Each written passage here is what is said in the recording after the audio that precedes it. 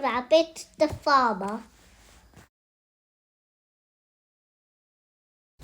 Every day Mr. Rabbit strolled past Mr. Bear's field and made the crops. Mr. Bear always grew plenty of fine fruits and vegetables. He grew marrows and melons, parsnips and peas. He grew sweets and strawberries, carrots and cabbages. Mr. Bear's land had such rich soil that everything he planted grew very well, and he harvested so much food that sometimes he had to throw some away. Although Mr. Bear often had too many crops, he never offered them to his neighbor, Mr. Rabbit, who was poor and had no good soil of his own in which to grow food. While Mr. Bear and his family had more than enough to eat, Mr. Rabbit and his family often went hungry.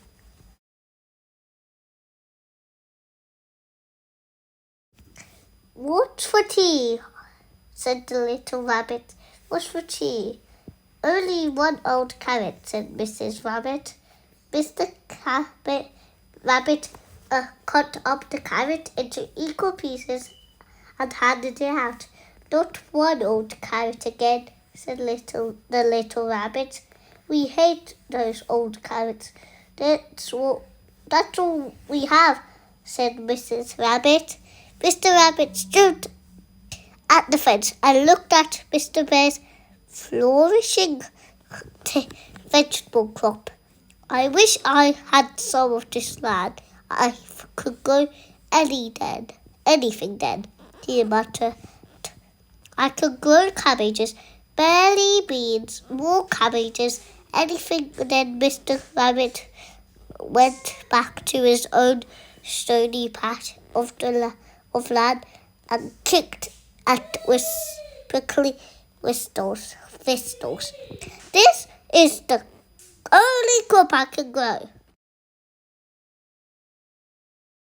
One day Mr. Bear heard Mr. Rabbit complaining and said, "Mr. Rabbit, I have an idea. You could borrow my field." "Borrow it?" "Yes. There's no need to pay me for it. You could borrow the field, and all I ask in return is that you could share the crops with me at harvest time." Mr. Rabbit, who knew how to talk to a businessman, stood deep in thought. Then he scratched his chin and said, "Share the crop? So we take half each?" "Yes, I'll take the tops, and you take the bottoms," said Mr. Bear. "You take the tops?" "Yes." "And I take the bottoms?" "Yes." "Done. We have a deal," said Mr. Rabbit, shaking paws. But as Mr. Rabbit watched Mr. Bear lope away, he noticed him chuckle. So there was a trick in it somewhere. Mr. Bear laughed and laughed all the way home. "What a bargain! Bargain!" said Mr. Rabbit would do all the work, but Mr. Bear would take the tops of the plant and leave Mr. Rabbit with the bottoms. And what good were the bottoms? No good at all. Mr. Bear laughed and laughed. All spring and summer, Mr. Rabbit worked hard on the land. He planted the seeds, pulled up the weeds, and watched his crop ripen in the long sunny days. Then it was time for the harvest. Mr. Rabbit sent a message to Mr. Bear. "Dear Mr. Bear, it's time to harvest the crops. Come and collect your tops for Mr. Rabbit. So Mr. Bear called his family together, gave each of them a wheelbarrow, and led them down to the field where Mr. Rabbit and his family stood waiting. "Thanks for coming so quickly," said Mr. Rabbit. "We can't lift our bottom until you take our tops." And he stood back to show Mr. Bear a splendid field of carrots. Oh, Mr. Bear was furious. Oh no! But Mr. Bear had shaken paws, so he had to take all the tops. The green leaves said green leaves and stalks, and let Mr. Rabbit have all the bottom, the juicy carrots. When it was time to plant the field again, Mr. Rabbit went to see his neighbor, Mr. Bear. "Can I borrow your field tomorrow?" he said. "Yes, but this time I'll take the bottoms and you take the tops," said Mr. Bear. "You take the bottoms, yes, and I take the tops, yes." "Done. We have a deal," said Mr. Rabbit, shaking paws. Mr. Bear smiled at him. "You'll not trick me twice," he said to himself. Said Mr. Rabbit, smiled back and thought, "Don't be so sure." Mr. Rabbit set to work on the field. He planted the seeds, pulled up the weeds, and watched his crop ripen in the long sunny days. Then it was time for the harvest. Mr. Rabbit sent a message to Mr. Bear. "Dear Mr. Bear, it's time to harvest the crops. Come and collect your bottoms from Mr. Rabbit." So Mr. Bear called his family together and led them down to the field where Mr. Rabbit and his family stood waiting. "We've taken the tops," said Mr. Rabbit, pointing to the wheat sheaves, which he had harvested. Then he pointed to the stubble left in the field. The bottom are all yours." Oh, Mr. Bear was furious. "Not again!"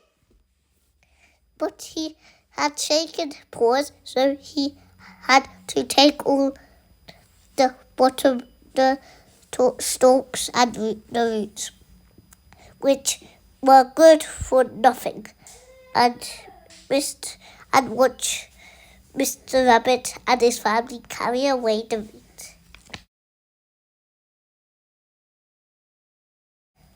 When it was time to plant the field again, Mr. Rabbit went to Mr. Bear. "Can I borrow your field again?" he said. Mr. Bear had his answer ready. "Yes, but this time I'll take both the tops and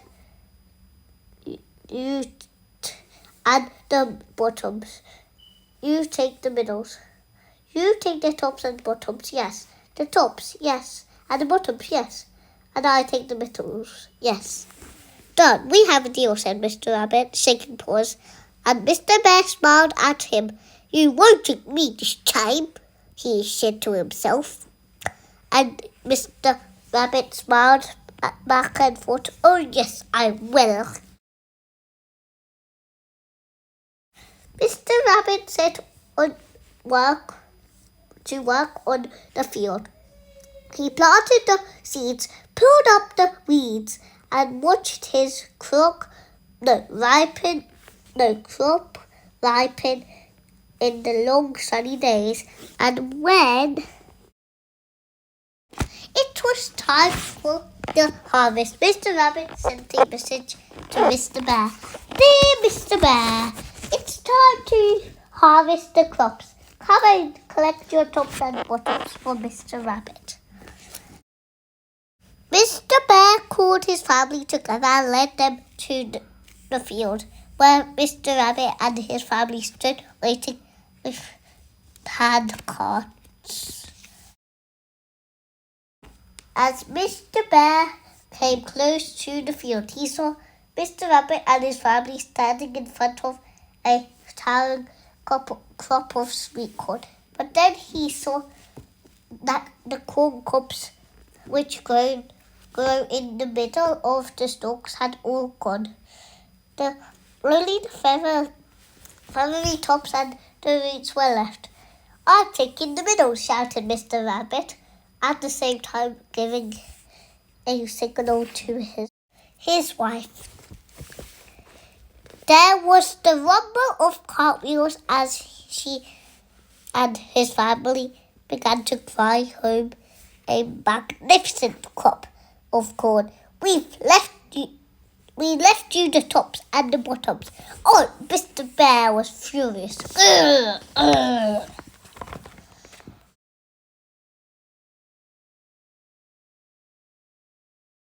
More sweet corn, my dear,